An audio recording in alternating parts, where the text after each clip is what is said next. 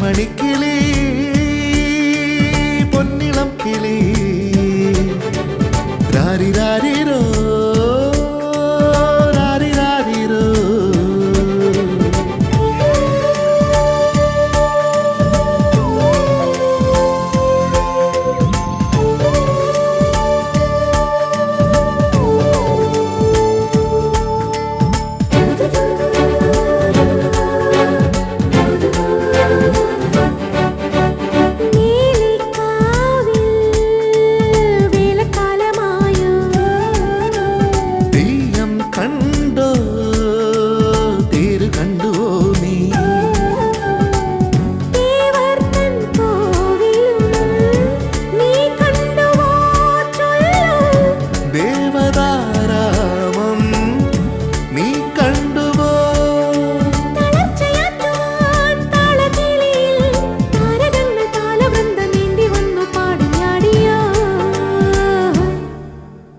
കൺമണിക്കിളി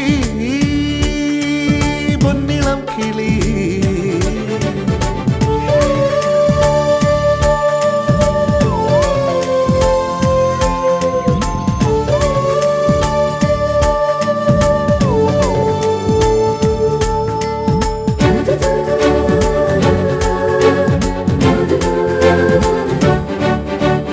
താഴമ്പൂക്കൾ പൂത്ത ചേലു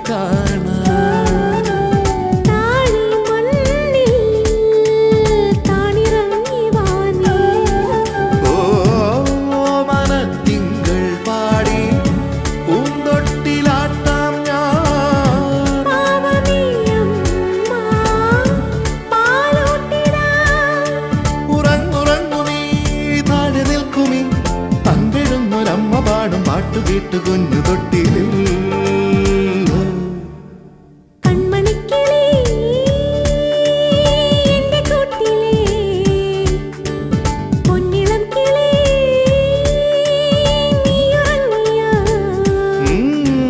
നീലവാനിലെ നിലാവിൻ തോപ്പിലെ മണിക്കതിർക്കിനാവ് കണ്ടുവോ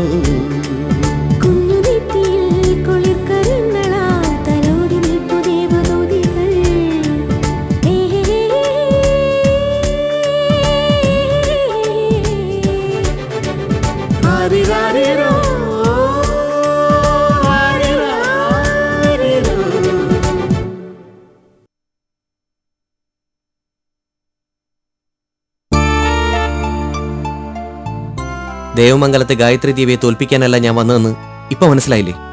ഉള്ളിലെ വെറുപ്പും കാലുഷ്യവും ഒക്കെ ഒന്ന് അടങ്ങുമ്പോൾ ശാന്തമായിട്ടൊന്ന് ചിന്തിച്ചു നോക്ക്. ഇതിനൊക്കെ എന്ത് വില കൊടുക്കേണ്ടി വരുമെന്ന്. അച്ഛൻ്റെ ആത്മാവിന് മുമ്പിൽ അമ്മയ്ക്ക് ഇതിനൊക്കെ മറുപടി ഉണ്ടാവും.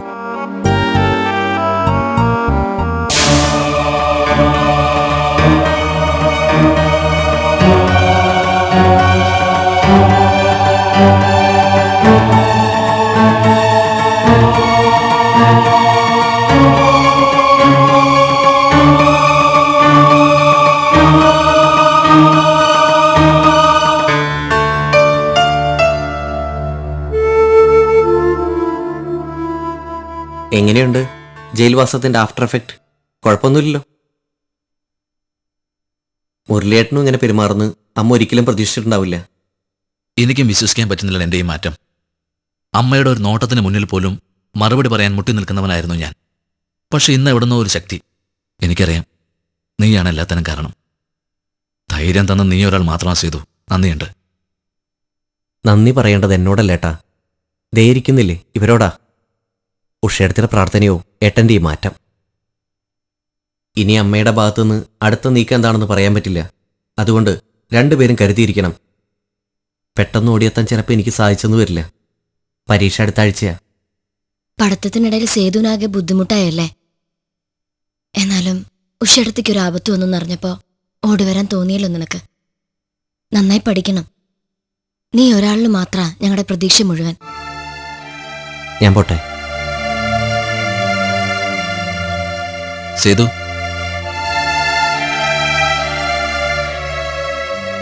നീ പറഞ്ഞതുപോലെ അമ്മയുടെ പ്രതികാരം ഏത് രീതിയിലായിരിക്കും എന്ന് പറയാൻ പറ്റില്ല. ചിലപ്പോ എന്നെ ഇവിടെ ഇറക്കി വിട്ടെന്ന് വരും. ഞാനൊരു ജോലിക്ക് ശ്രമിക്കുന്നുണ്ട്. തരപ്പെട്ടാൽ ഇനി ആരുടെയും സമ്മതത്തിനൊന്നും ഞാൻ കാക്കില്ല. എത്ര നാളെന്ന് കരുതിയ ഇങ്ങനെ പാഴ്ത്തടി പോലെ. കണ്ടു ഉഷേടത്തി, ഏട്ടനൊരു തുടക്കം കിട്ടാത്ത പ്രശ്നം മാത്രമേ ഉണ്ടായിരുന്നുള്ളൂ. ഇപ്പം എല്ലാം ശരിയായി. ഉഷേടത്തിയുടെ ഭാഗ്യം. ജോലി കിട്ടിയാൽ എന്നെ വിളിച്ച് പറയണം. ശരിയടാ.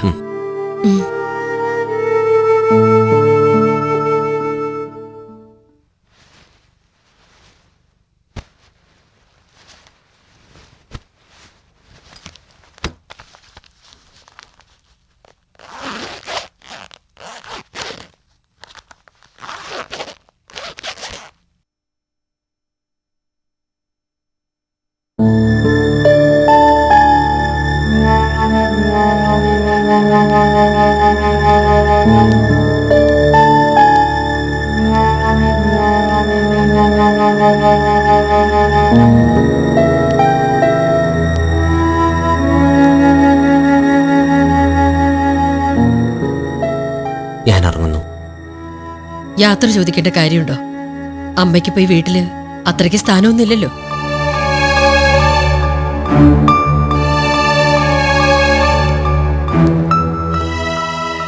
നിന്നെ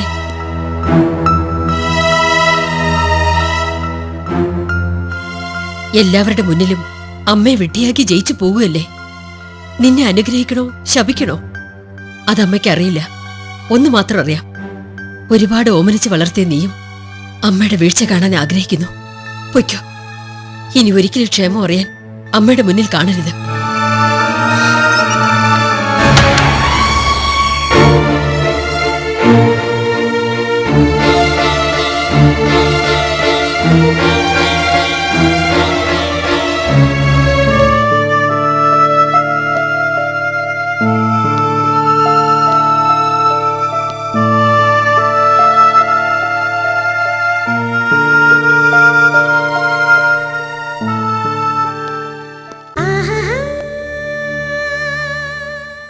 കുടുംബിനി പരമ്പര തുടരുന്നു.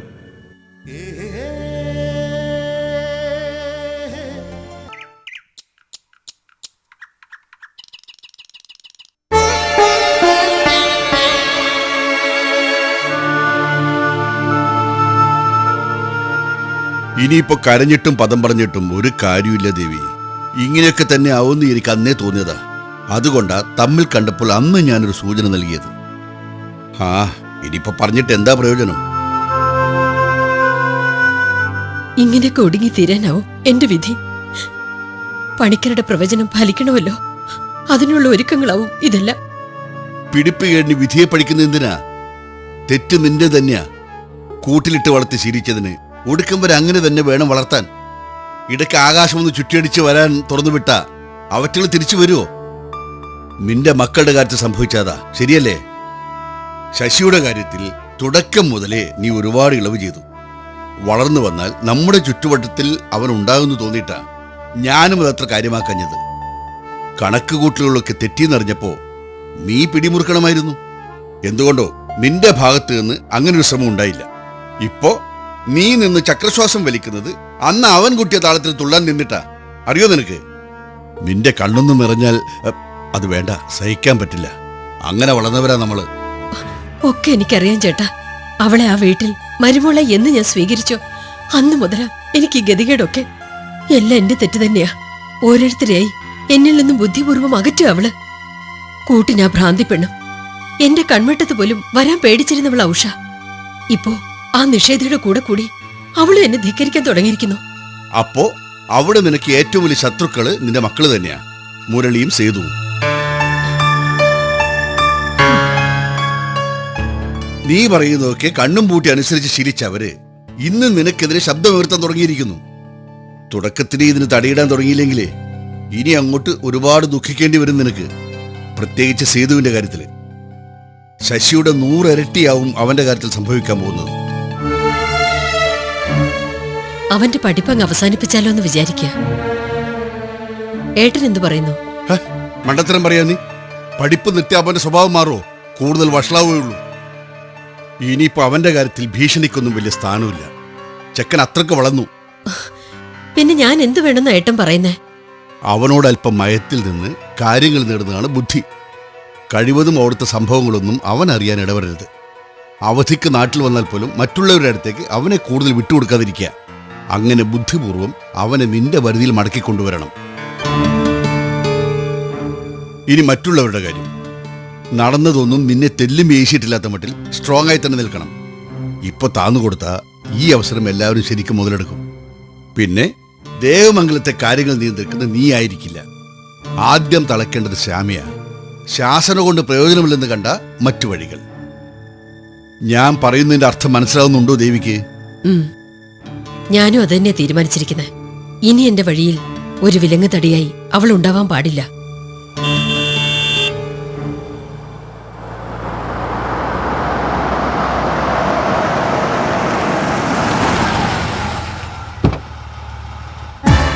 നോ, അതൊരു എക്സ്ക്യൂസ് അല്ല. തെറ്റ് നിങ്ങളുടേത് തന്നെയാണെന്ന് എനിക്ക് ഉറപ്പുണ്ട്. അപ്പൊ കിട്ടുന്ന ശിക്ഷ ഏറ്റുവാങ്ങാൻ നിങ്ങൾ തയ്യാറായിരിക്കണം. വേണ്ട വേണ്ട, എനിക്കൊരു എക്സ്ക്യൂസും കേൾക്കണ്ട. സോറി മാളവിക, ഇനി ഇക്കാര്യത്തിൽ എന്നെ വിളിക്കണ്ട പ്ലീസ്.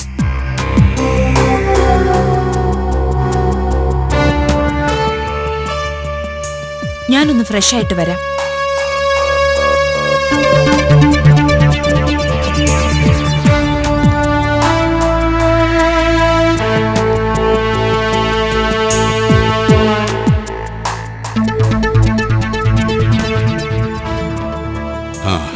ഇരിക്കേ. ഗീത എപ്പോഴും ബിസിയാണല്ലോ. തിരക്കാവാതെ വഴിയില്ലല്ലോ. ആശുപത്രിയിലെ സേവനം കഴിഞ്ഞാൽ 1-2 സ്ഥലത്ത് വിസിറ്റിംഗും ഉണ്ട്. മമ്മിക്ക് ഇന്നേതോ ഇരയെ കിട്ടിയ മട്ടുണ്ടല്ലോ ഡാഡി.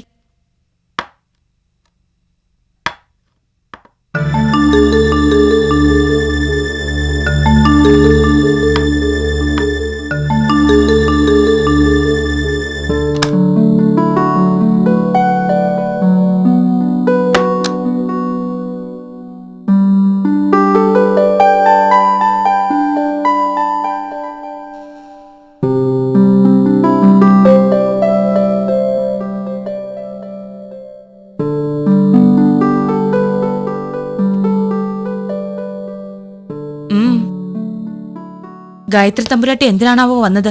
ആവോ, ദേവമംഗലാകെ കീഴ്മേൽ മറിഞ്ഞെന്നാ തോന്നുന്നത്. മട്ട് കണ്ടിട്ട് മഹാറാണിയെ പ്രജകളെല്ലാം കൂടെ തടവിലാക്കുന്ന ലക്ഷണ. അപ്പോ രക്ഷപ്പെടാനുള്ള ഉപദേശം തേടി വന്നതാ അല്ലേ? എന്നിട്ട് നിന്റെ പപ്പയുടെ ബുദ്ധിയിൽ വഴിവല്ലതും തെളിഞ്ഞോ? ഏട്ടൻ പറയുന്നത് അക്ഷരം പ്രതി അനുസരിക്കുന്ന ഒരു അനുജത്തി. മമ്മി പ്ലീസ്, പാവം വല്ലാത്ത ടെൻഷനില്ല. അനുഭവിക്കട്ടെ, സ്വയം വരുത്തി വെച്ചതല്ലേ. എന്തായിരുന്നു അഹങ്കാരം? ഞാൻ വല്ലതും പറയുന്നതല്ലേ ഇവിടെ നിനക്കും നിന്റെ പപ്പയ്ക്കും ഒക്കെ പ്രശ്നം. വേണ്ട, ഞാനൊന്നിനും വരുന്നില്ല. അഭിപ്രായം ചോദിച്ച് ആരും എന്റെ അടുത്ത് വന്നേക്കരുതെന്ന് മാത്രം. പഴയ വാശിയും ദേഷ്യമൊക്കെ മമ്മിക്ക് ഇനിയെങ്കിലും ഒന്ന് അവസാനിപ്പിച്ചൂടെ? ആന്റി ആയിട്ട് ഇങ്ങോട്ട് വന്ന സ്ഥിതിക്ക് ഇങ്ങനെ അവോയ്ഡ് ചെയ്യുന്ന കഷ്ട. നിനക്കും ഡാഡിക്കും ഇപ്പോഴും അവരോടുള്ള സോഫ്റ്റ് കോർണറാ എനിക്ക് മനസ്സിലാവാത്തത്. എല്ലാം അത്ര പെട്ടെന്ന് രണ്ടാളും മറന്നോ? ഇതാ മമ്മിയുടെ മെയിൻ പ്രോബ്ലം. ഓരോന്ന് മനസ്സിലിട്ടിങ്ങനെ വളർത്തിക്കൊണ്ടിരിക്കും. ഇക്കാര്യത്തിൽ ഡോക്ടർ എന്നെ കണ്ടു പഠിക്കേ. Just leave it. എനിക്ക് തോന്നാത്ത വിഷമം എന്തിനാ നിങ്ങൾക്ക്?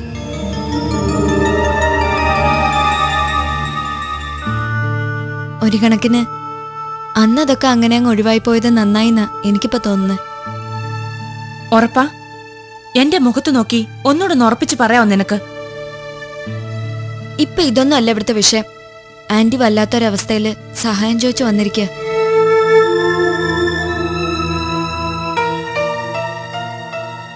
ഒഴിവാക്കി വിടുന്നതിന് പകരം അറിഞ്ഞ് സഹായിക്കുക, അതാ ഇപ്പൊ നമ്മൾ ചെയ്യേണ്ടത്. ഒന്നുമില്ലെങ്കിലും ഒരു കാലത്ത് മമ്മിയുടെ ബെസ്റ്റ് ഫ്രണ്ട് ആയിരുന്നില്ലേ? ആ ബന്ധം ഓർത്തെങ്കിലും മമ്മി ആന്റിയെ കാണണം. നമ്മളൊക്കെ ഒപ്പം ഉണ്ടെന്നുള്ള ധൈര്യ അവർക്കിപ്പോ വേണ്ടത്. പ്ലീസ് മമ്മി, ഇതിൽ കൂടുതൽ കമ്പൽ ചെയ്യാൻ എനിക്കറിയില്ല.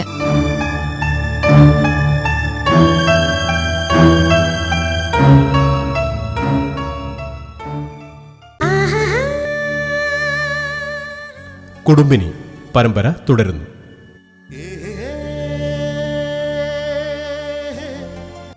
നേരവും കാലവും നോക്കിയിട്ടല്ലല്ലോ ഇതിനൊക്കെ തീരുമാനം എടുക്കേണ്ടത്. നീ പറയുന്നത് കേട്ട തോന്നും ഇവനീ പോയി കണ്ട ഒറ്റ വക്കീലേ ഈ ലോകത്തുള്ളൂ എന്ന്. ചോദിക്കുന്നത് ചില്ലുവാനങ്ങോട്ട് എണ്ണിക്കൊടുത്താലേ അയാൾ ഈ പറഞ്ഞ നിയമവും വകുപ്പും ഒക്കെ താനേ ഉണ്ടായിക്കൊള്ളും. നിനക്ക് കാണണോ? അവനാകെ ഒരു തണുപ്പം മട്ടില്ല. അവള് കൂടെയുള്ളിടത്തോളം കാലം നീ ഉദ്ദേശിക്കുന്ന വേഗത്തിൽ കാര്യങ്ങൾ നടക്കില്ല ദേവി. അതാ ഞാൻ പറഞ്ഞത്, എത്രയും വേഗം രണ്ടുപേരും രണ്ടിടത്താക്കണം.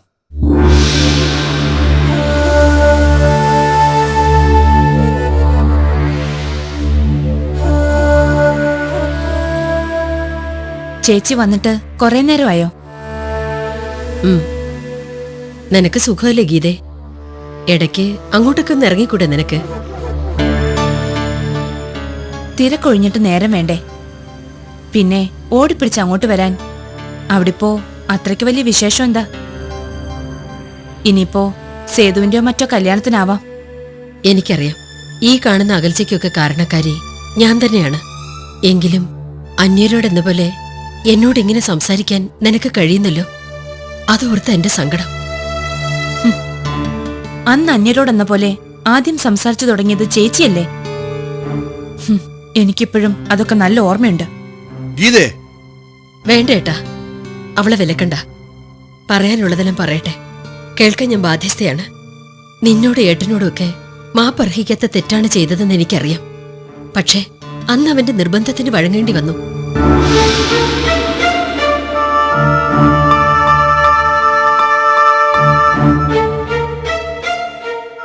ഏട്ടനറിയാലോ, അനിതയ്ക്ക് വേണ്ടി അവനോട് ഞാൻ എത്രമാത്രം നിർബന്ധിച്ചെന്ന്.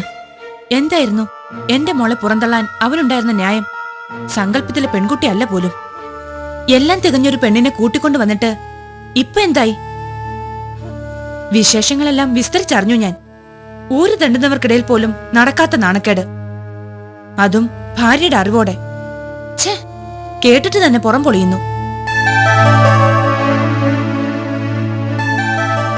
ഒരു മനസ്സും രണ്ട് ശരീരവുമായി കഴിഞ്ഞവരായിരുന്നു നമ്മള്. എന്നിട്ടൊടുവിൽ എന്റെ മകളുടെ കാര്യം വന്നപ്പോ വളരെ സമർത്ഥമായി നിങ്ങൾ കൈയൊഴിഞ്ഞു.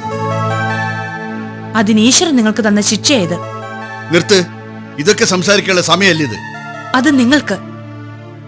എനിക്കങ്ങനെ പ്രത്യേകിച്ച് സമയവും സന്ദർഭവും നോക്കേണ്ട വിഷയമല്ലിത്. ഇട്ടുമൂടാനുള്ള പൊന്നും പണവും ഉണ്ടായിട്ടും മോളെ യോജിച്ച ഒരുത്തനോട് പറഞ്ഞയക്കാൻ കഴിയുന്നില്ല ഞങ്ങൾക്ക്.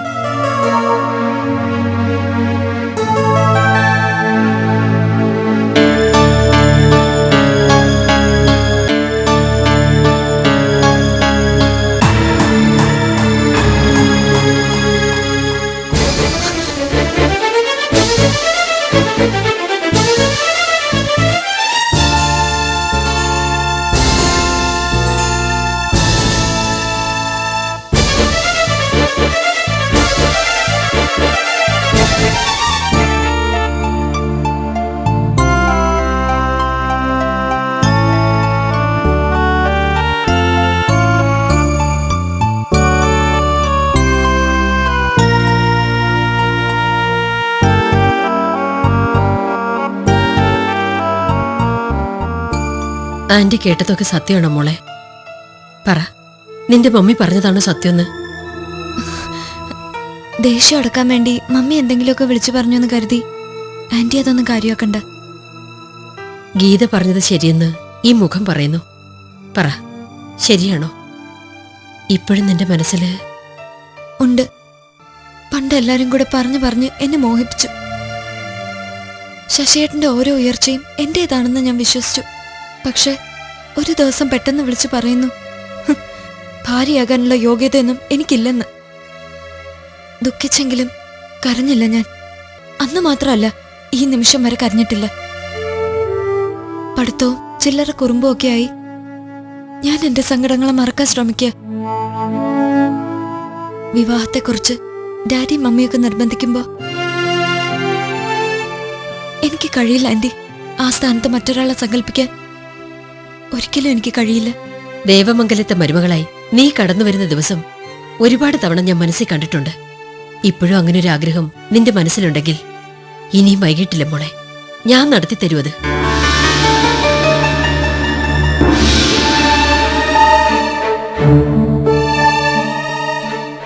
വെറും വാക്ക് പറഞ്ഞതല്ല. ശശിയുടെ ഭാര്യയായി ഇവളിനി ദേവമംഗലത്തുണ്ടാവും.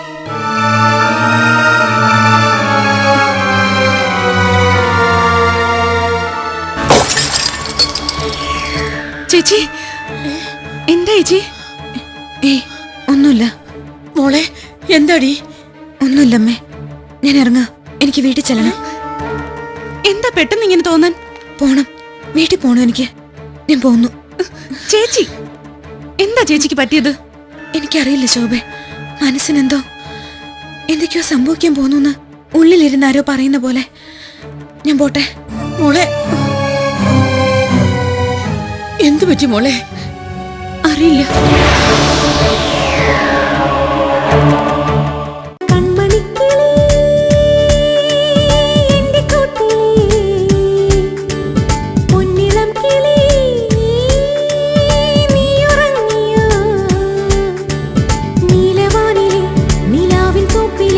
മണിക്കതിർക്കിന